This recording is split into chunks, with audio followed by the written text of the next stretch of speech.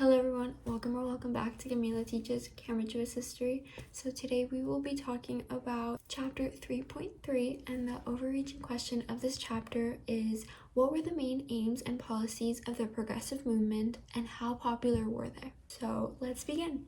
Let's begin by cracking down what exactly was the progressivism movement. So this movement was a middle class movement that rejected both laissez-faire, the do nothing, and socialism, radical change. Progressives believed that society will be improved scientifically and efficiently through active government intervention. It emerged in the mid-1890s and it peaked from 1900 to 1917, and this largely faded after the 1820s. It was not a single movement, it was a loose coalition of different groups all merged together, and this made it broad and powerful, but also very inconsistent with their beliefs and things that they wanted to do within the movement. There are many things that caused progressivism, but I will be talking about some of them. So they wanted reform in the United States. So rapid industrialization created massive problems like political corruption, unsafe factories, urban slums, and monopolies. So they wanted some kind of reform to happen. Also, journalists exposed the ugly truth behind the Gilded Age. Their articles created public outrage and pressure for change. And middle class influence was very big.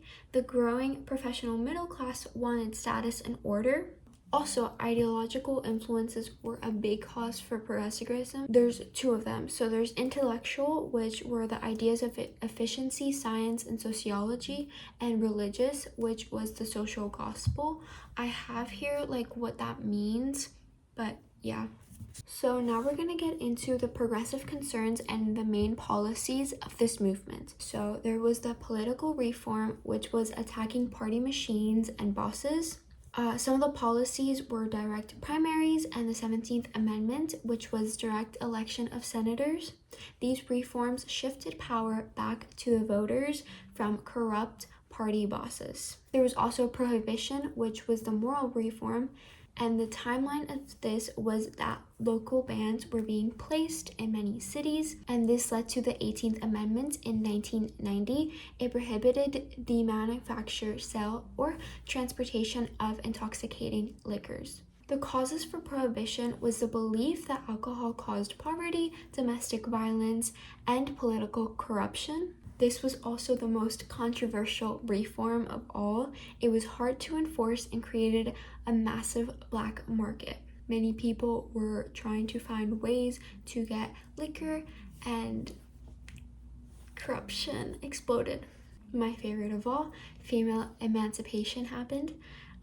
The policies that emerged from the female emancipation were obviously the 19th Amendment in 1820. This assured equal voting rights for women, preventing general bias, discrimination in voter eligibility.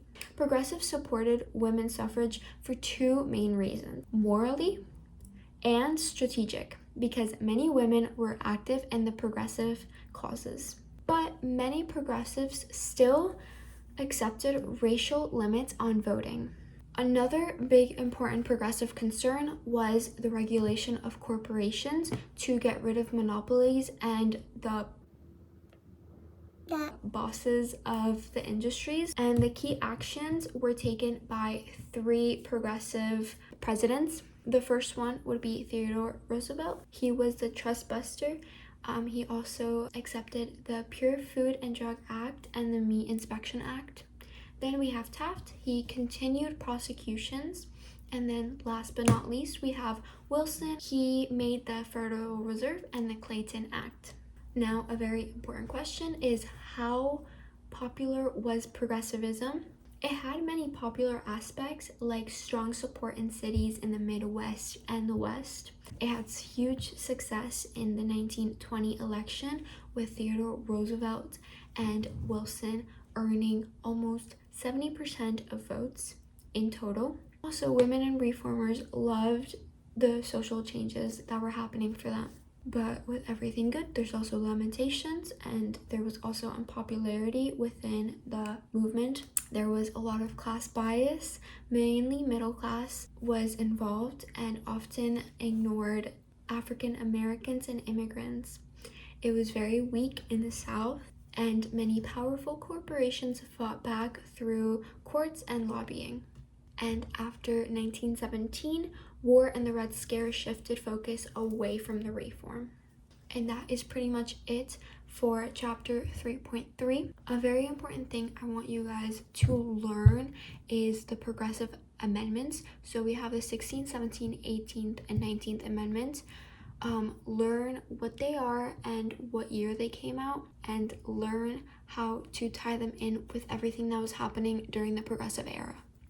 And yeah, that is all. Thank you so much for watching this video. If you enjoyed, please don't forget to subscribe, like, and hit post notifications so you guys never miss a video. This is the second to last video on this series. And yeah, thank you so much for watching. We're gonna pass together. Bye guys.